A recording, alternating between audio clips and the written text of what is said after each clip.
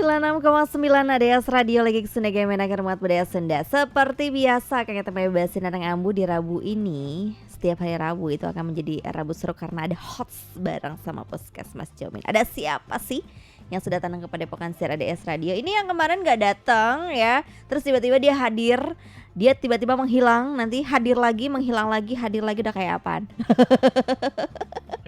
Assalamualaikum warahmatullahi wabarakatuh. Waalaikumsalam warahmatullahi wabarakatuh. Bapak tuh kayak mantan. Ois. Datang, hadir, terus hilang lagi, datang, hadir, hilang lagi gitu ya. Mantan memang terkesan terus ya. Aduh, dengan Bapak Dokter kata-katanya Dwi yang sayang ya. Tidak bisa hilang dari peredaran. Asik. Okay. Makanya dia ingin selalu dipanggil sayang ya. Oke. Bapak Dokter Dwi sehat? Alhamdulillah, Alhamdulillah pagi sehat. ini kita cukup sehat karena memang masih dikejar-kejar target vaksin ya. Terus vaksin Betul COVID, sekali, vaksin ya. COVID, vaksin COVID lagi dia menipu Betul yang sekali. dengernya ya Allah. Dan Dua minggu ini ya, minggu ini kita dikejar capaian vaksin untuk COVID umur 6 sampai 11 tahun ya. Jadi ya maaf saja tadi hilang timbul ya karena Iya, betul. karena memang harus mengejar juga. Di samping juga kita tetap melaksanakan vaksinasi untuk yang 12 sampai 60 tahun ya. Iya. Dan Dian dengar nih Pak, dari Kerawang sendiri sudah ada 8 orang yang terjangkit Omikron. Itu benar atau tidak? Jadi secara informasinya memang sudah masuk ke Kerawang ya. Kemarin terakhir memang positif ada 2, terus bertambah lagi. Moga saja cuma segitu ya. Kalau di beritanya sih 4 isolasi, 4 isolasi mandiri, 4 dirawat gitu. Betul sekali ya.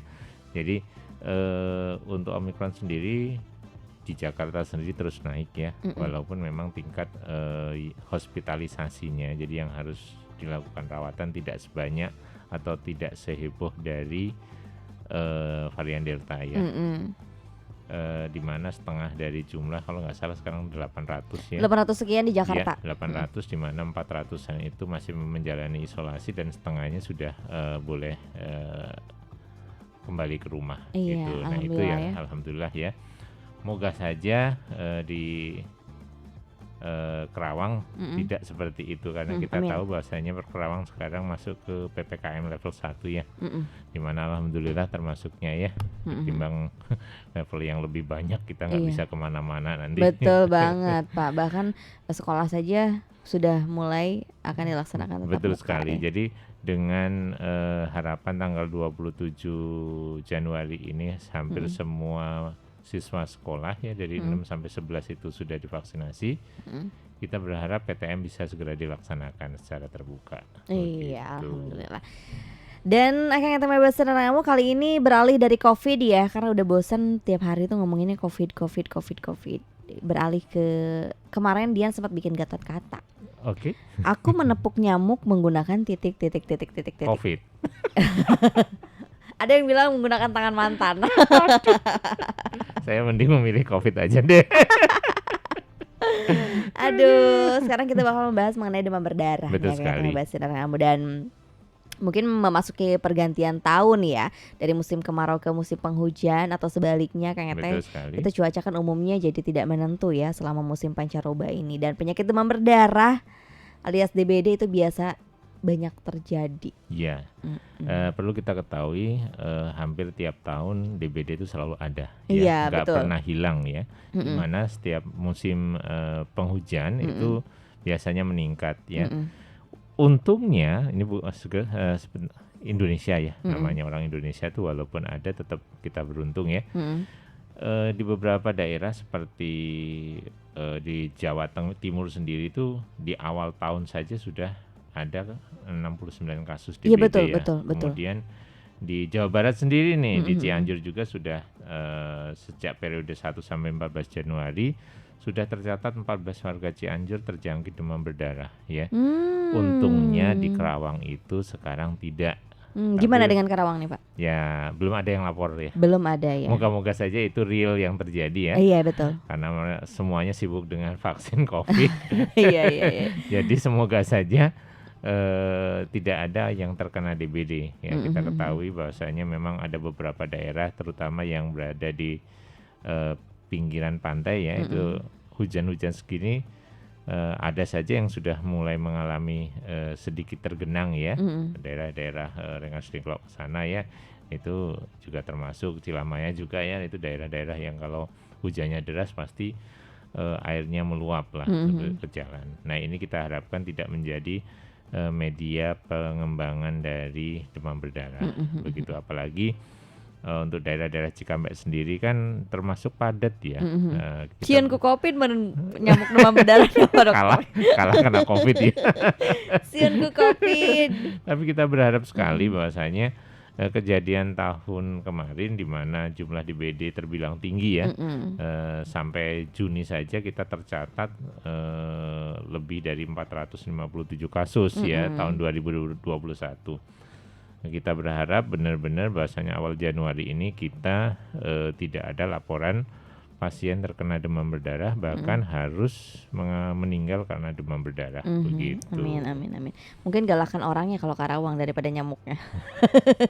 Atau kalau nggak salah mungkin nyamuknya untuk sementara pindah kurang hits katanya dibandingkan COVID ya. Gitu ya. Iya benar.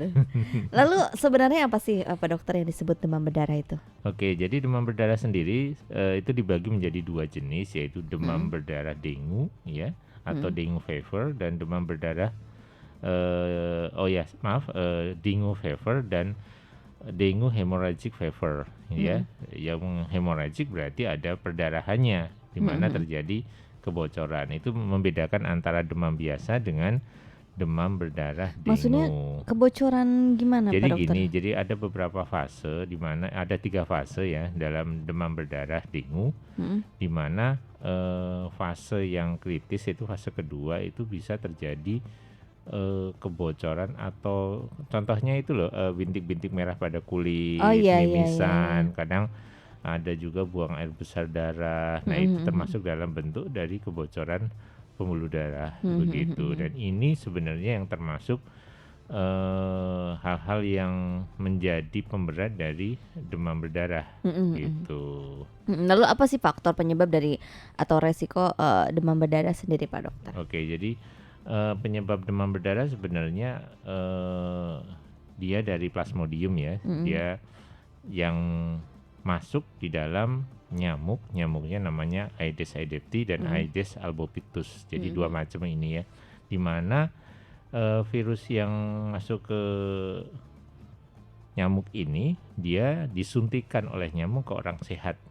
Di mana dia dapat ya dari orang sakit. Ya makanya penularannya via vektor. Vektor itu serangga pembawa lah. Nah, serangga pembawa ini 2 nyamuk tersebut dan 2 nyamuk ini eksklusif ya. Dia nyamuk biasa tinggalnya di daerah yang kotor, dia mah justru di air tergenang yang bersih. Makanya untuk masa hujan ini diharapkan kita bebersih di rumah, kemudian lingkungan sekitar rumah kita jangan sampai ada kaleng, botol atau ban ya, bekas ban yang dia menghadap ke atas sehingga menjadi media tampungan air. Betul. Yang kalau dibiarkan bisa menjadi dimiringin gitu ya. Betul. Bannya ya, bekas bannya. Iya, bekas ban dimiringin, kemudian botol dan lain sebagainya itu ditangkupin atau ditanam lah ya. Jadi jangan sampai menjadi tempat sarang dari nyamuk Aedes aegypti atau Aedes albopictus gitu. Kalau misalnya kita pergi ke kebun nih Pak Dokter, itu biasanya suka banyak banget nyamuk. Betul. Dan itu nyamuknya gede-gede banget. Betul. Belang pula. Betul. Dan orang bilang kalau nyamuk dengue ini kan belang-belang. Iya, belang. Belang tapi tidak gede dia. Dia biasanya langsing ya. Oh. Langsing terus. Ngomong langsingnya nggak segedean Pak. Oke. Jadi dia belangnya jelas ya. Jelas kalau kayak hitam dan putih lah, jelas nggak ada abu-abu ya. Soalnya kalau yang nyamuk lain biasanya walaupun ada hitam putih dia lebih gelap.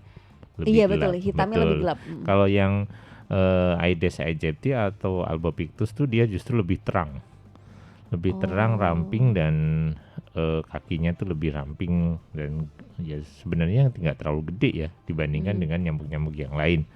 Dan dia populasinya, jentik-jentiknya lebih banyak berada di air yang bersih. Belagu banget. Betul, makanya kan badannya lebih terang kan karena sering Iya, mandi iya, kayaknya, iya, mandinya iya. air bersih Iya, kayaknya iya, ya, betul. kayak kita gitu ya. Beda dengan yang nyamuk yang lain ya, karena dia senang air kotor ya jadinya ya burem lah gitu ya.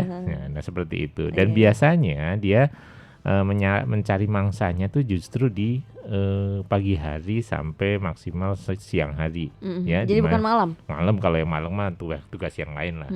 Dia mah eksklusif sendiri ya, malam Oh. tidur siang bangun ya kayak manusia lah ya. Nah, makanya yang sering jadi sasaran tuh anak-anak dan orang tua Iya. ya, dimana kalau orang dewasa yang produktif biasanya udah bekerja, sedangkan yang di rumah kan tinggal anak-anak, bayi, lanjut usia atau orang-orang yang memang kekebalan tubuhnya rendah, jadi dia nggak kemana-mana ya. Jadi penting sekali bahwasanya menjaga kebersihan lingkungan harus dikerjakan terutama pada masa-masa hujan seperti ini begitu. Tadi Bapak mengatakan kalau misalnya orang yang demam berdarah itu akan rentan maksudnya orang yang kekebalan tubuhnya kurang baik ya Betul akan rentan sekali. mengalami demam berdarah. Nah, Betul. bagaimana dengan seseorang yang mungkin imun tubuhnya itu bagus, Pak? Oke, jadi sebenarnya kan ini infeksi virus ya, ya virus dengue ya. Virus itu sebenarnya kalau kondisi badan kita kuat, dia akan kalah dengan sistem kekebalan tubuh kita. Contohnya pilek lah, influenza biasa ya, bukan yang karena bakteri ya. Itu kalau kita cukup istirahat, makan yang bergizi, olahraga, insya Allah akan sembuh sendiri. Iya betul, tanpa obat ya. Betul, begitu pula dengan demam dengue tersebut ya. Kalau badan kita kuat, kemudian makanan kita bergizi, kita cukup olahraga, ya aktivitas kita juga baik, itu insya Allah tubuh tuh bisa fighter dengan baik ya. Berbeda dengan orang-orang yang memang mempunyai kekebalan yang rendah tadi kita sebutkannya, nah, dia akan jatuh ke dalam bahkan bisa terjadi perdarahan. Nah, ini yang harus kita perhatikan. Begitu. Lalu di saat sekarang ini COVID nih Pak Dokter, ada nggak sih laporan mengenai seseorang yang mengalami COVID atau seseorang yang mengalami demam berdarah itu juga mengalami COVID atau demam berdarah, jadi sekaligus gitu? Ini COVID lagi ya. Oke. Zamannya Pak. Lagi musim. Jadi untuk saat ini belum ada laporan seseorang yang kena demam berdarah itu juga kena COVID ya. Karena memang rata-rata memang gejalanya mungkin tertutup ya dengan COVID, dan biasanya orang-orang yang sudah terkena COVID justru lebih perhatiannya lebih bagus ya. Contohnya dia sebagian besar kalau yang COVID langsung diisolasi. Diisolasi pun biasanya di tempat-tempat yang memang lebih terjamin. Jadi makanya jarang sekali orang yang demam berdarah dengan COVID dalam satu kesatuan gitu ya. Tapi Republik mungkin Indonesia nggak, ada. Pak? Tapi mungkin ada, tapi hal itu belum dilaporkan. Seperti Iya. halnya waktu kita pernah membahas tentang HIV dengan COVID ya. Nah, itu belum ada laporan bahwasanya seseorang yang HIV terkena COVID juga gitu.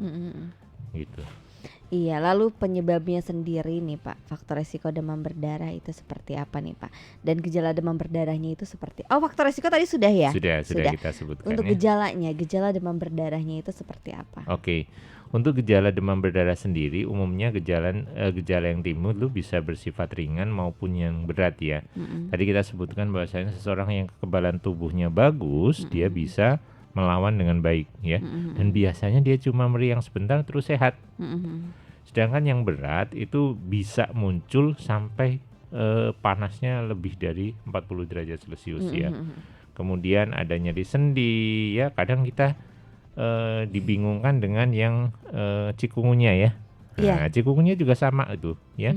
Dia ada panas tinggi, tapi kecenderungan nyerinya akan lebih berat pada cikungunya. Ya, gejalanya memang hampir sama ya, ada ruam-ruam pada tubuh ya. Kemudian nafsu makan menurun, mual muntah yang disebabkan karena pembekaan dari hati.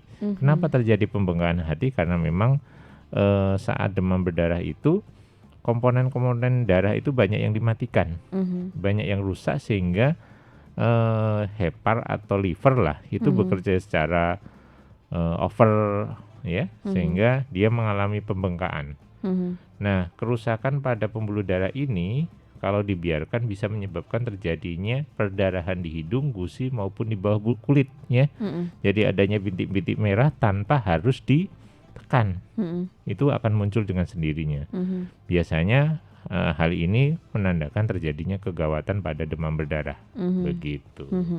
Lalu ada pertanyaan nih Pak Dokter. Oke. Assalamualaikum dokter, salam Waalaikumsalam. kenal, nama saya Rika dari Purwasari. Iya. Ceritanya, ini mau bercerita. Oke.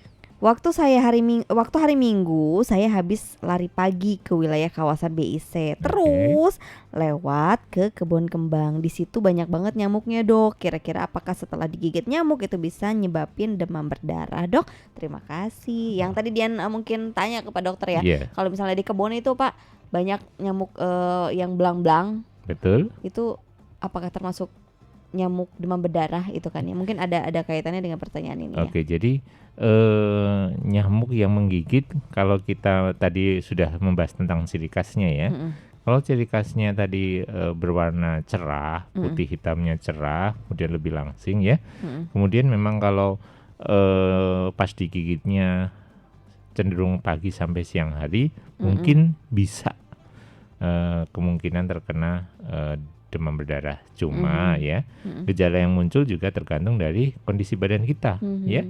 Kalau kondisi badan kita sehat, tadi rajin olahraga ya katanya dari BIC untuk jalan-jalan dan sebagainya, olahraga, kondisi cukup stamina bagus, kemudian makanan bergizi cukup, olahraga cukup, biasanya tubuh akan lebih safe, jadi lebih aman, lebih bisa bertahan seandainya juga terkena demam berdarah. Begitu. Ada pertanyaan lagi pagi dokter, aku Eka dari Sadang Purwakarta. Mau nanya nih dok, kalau penyemprotan itu efektif atau enggak? Oh, penyemprotan nih Pak Oke, Dokter. yang kita sebut fogging ya biasanya ya. Fogging ya. Terus cara mengenali nyamuk DBD bagaimana? Apa semua nyamuk itu bisa nyebabin DBD? Terima kasih. Oke, ini Masih aktif sekarang fogging Pak? Oke, jadi sebenarnya fogging itu hanya membunuh yang dewasa. Sedangkan untuk jentik-jentik tidak bisa. Makanya tetap harus melakukan 3M ya. Jadi itu tetap harus dilaksanakan. Fogging itu juga sebenarnya tidak cara yang tepat atau cara yang final untuk memberantas penyakit demam berdarah. Jadi kalau fogging pun harus yang benar ya, bukan cuma solar doang ya. Itu ada komponen isinya obatnya yang disemprotkan untuk membunuh nyamuk-nyamuk yang dewasa. Gak cuma nyamuk sih Pak, sebenarnya kecoa juga pada keluar semua. Sebel itu kalau Bukan cuma fogging. kecoa, Apa dong, yang tinggal di rumah juga keluar semua. Iya benar. Iya kan? Betul sekali kan. Aduh, ayo, Jadi lanjut, Pak. tetap penting untuk menjaga kebersihan lingkungan. Itu ya. Terus yang perlu diingat bahwasanya kalau kita biasa rapi, kemudian meletakkan barang-barang tidak dengan serampangan, itu juga cara untuk mengurangi adanya sarang nyamuk, ya, bukan fogging ya. Iya. Fogging iya, tapi rumah kita seperti sarang laba-laba ya susah ya. Baju dikemanain ya, habis pakai langsung buang ya, katanya Naruh sultan anduk gitu di ya. tempat tidur. Betul, katanya sultan kalau sudah ada yang gerak sendiri ya dibuang nanti Gerak sendiri.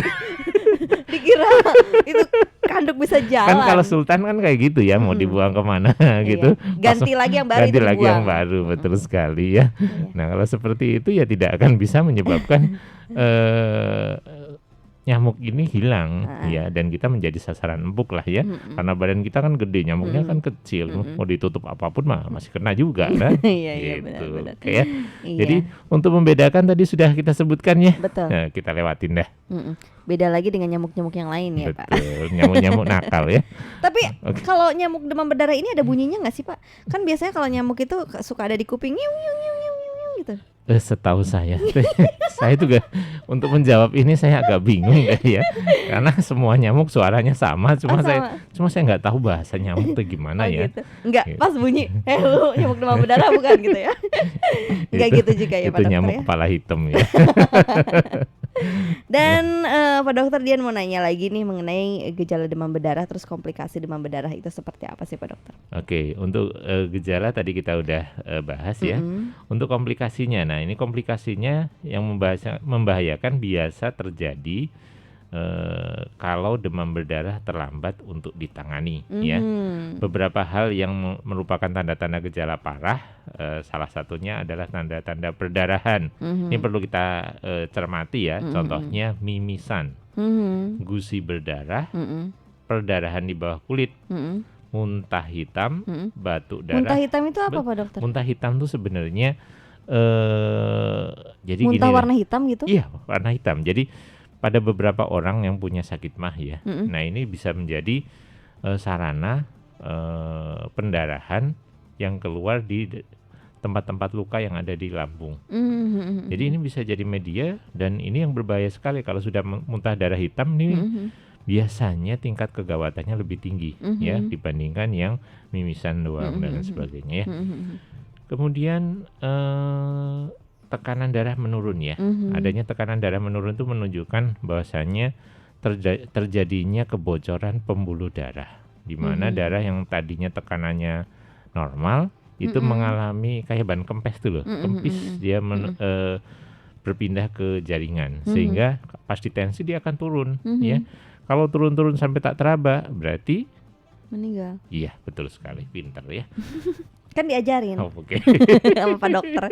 Terus? Kemudian frekuensi buang air kecilnya menurun ya. Ini Mhm. kenapa? Karena memang ginjal itu hanya bisa untuk menyaring pembuluh darah yang lewat darah Mhm. ya, air darah yang lewat pembuluh darah. Mhm. Kalau darahnya itu sudah bocor, dia tidak bisa disaring oleh ginjal sehingga cairan hasil saringan itu berupa air kencing itu Mhm. menurun juga. Mhm. Nah, itu bisa jadi tanda yang bisa dilihat Mhm. kalau seseorang yang panas dengan kencingnya sedikit, Mhm. berarti harus hati-hati Mhm. ya. Mhm.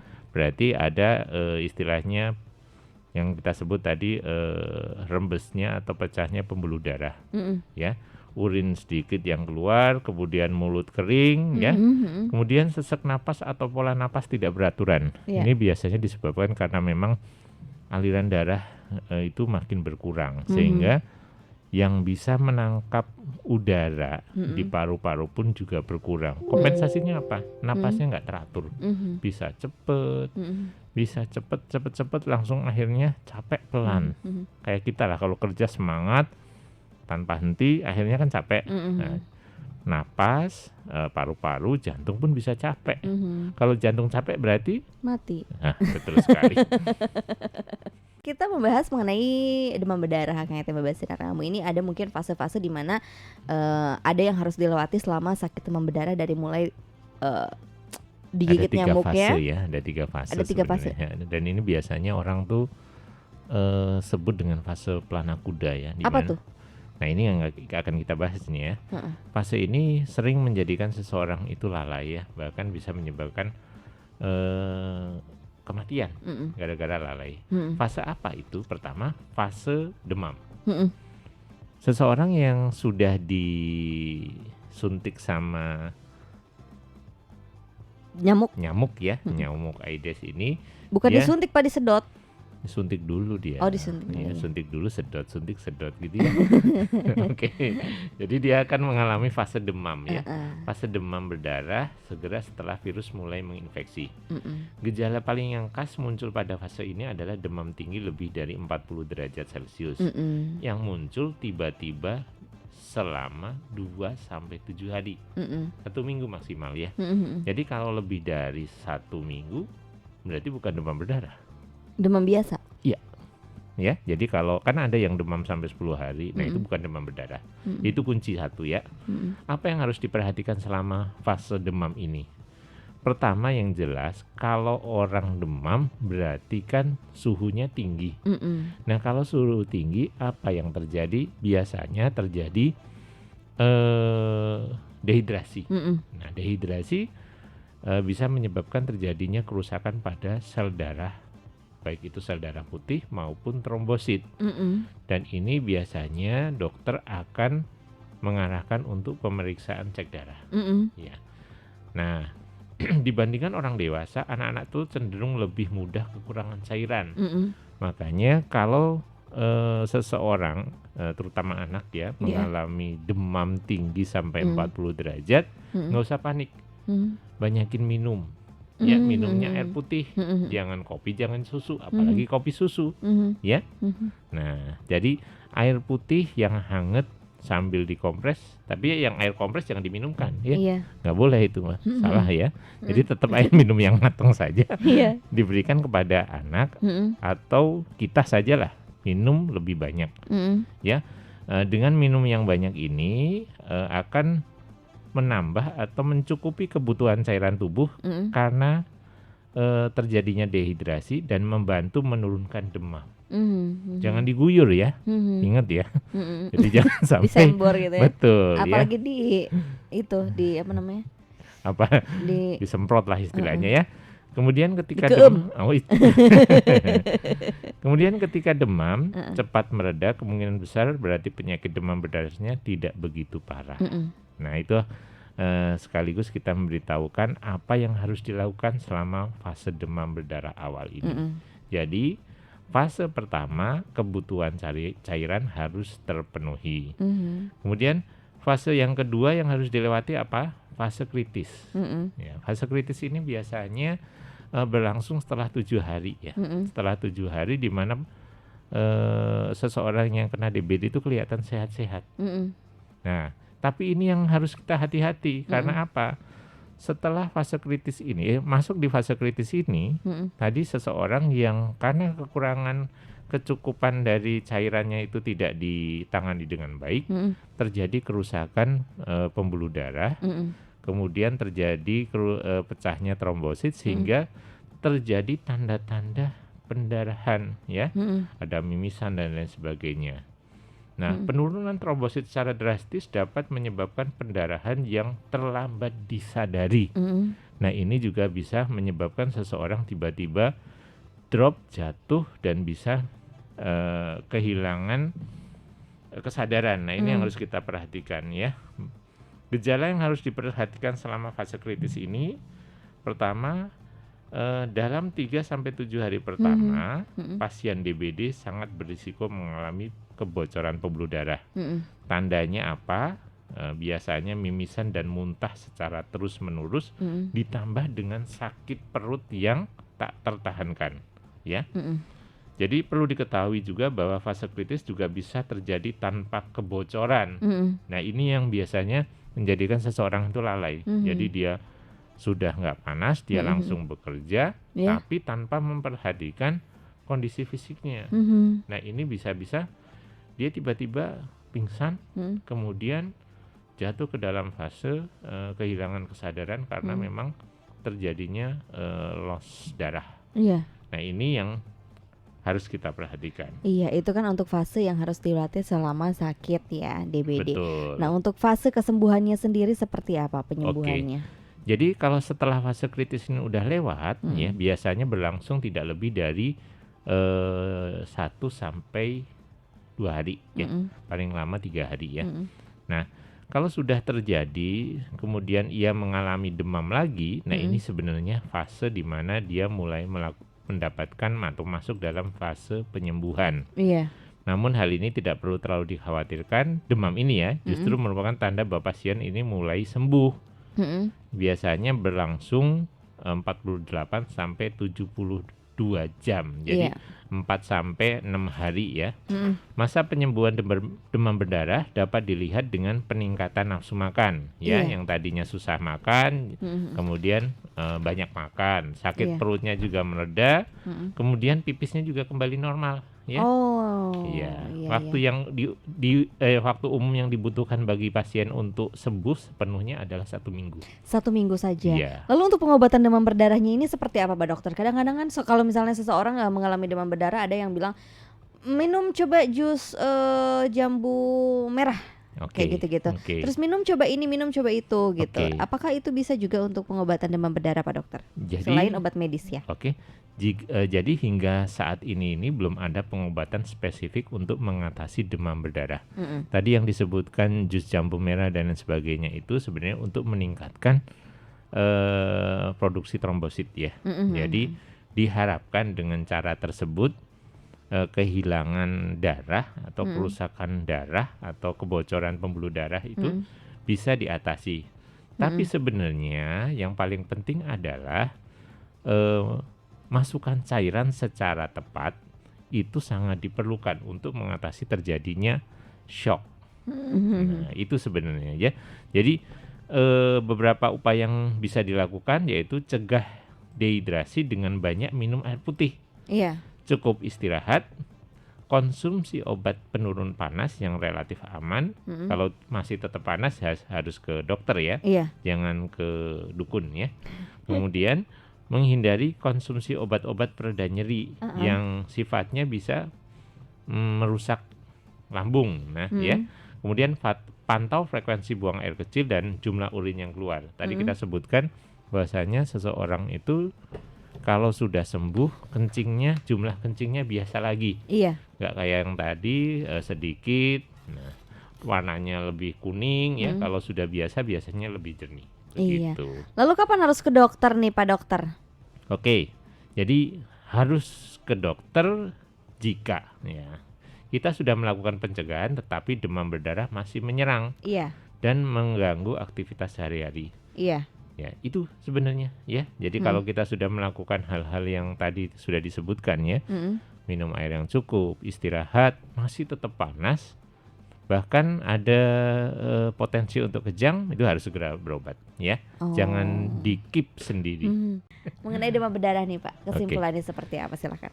Oke, jadi demam berdarah itu memang biasa terjadi pada fase-fase di mana curah hujan meningkat ya. Cuma banyak dan sedikitnya kasus demam berdarah juga tergantung dari perilaku kita, terutama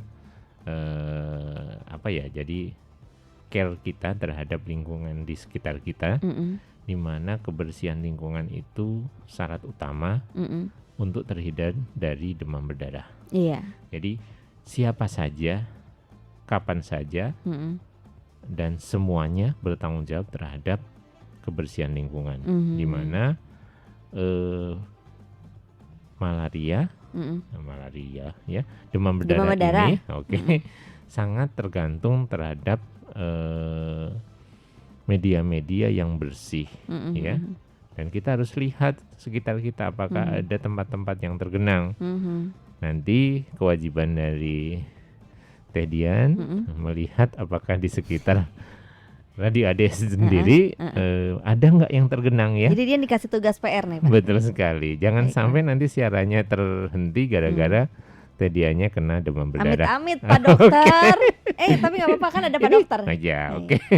Ini diperingatkan juga ya, jangan sampai kita meworo-woro tentang demam berdarah, kita sendiri terkena demam berdarah. Betul.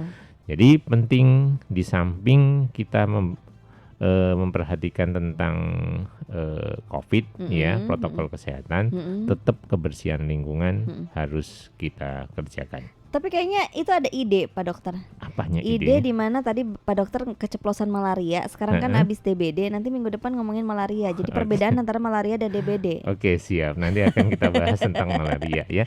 Dan satu hal yang pasti bahasanya di Kerawang ini memang kasus malaria tidak terlalu banyak ya. Tapi perlu kita ketahui agar bisa membedakan antara demam berdarah dengan malaria. Iya, betul sekali. Dan terima kasih Bapak Dokter Dwi sudah datang kepada Bukan Siar ADS Radio. Dan selamat menjalankan aktivitas kembali. Terima kasih. Tetap semangat terus. Mungkin ada pesan-pesan terakhir untuk Jangan terakhir deh saya. Selamat bertemu di waktu bukan yang pesan akan terakhir, datang. maksudnya ada pesan untuk pendengar setia ADS Radio sebelum kita pamit undur diri untuk hari ini. Bagi pendengar setia Radio ADS se-Kerawang, Purwakarta, Subang, dan mungkin daerah yang lebih jauh lagi ya.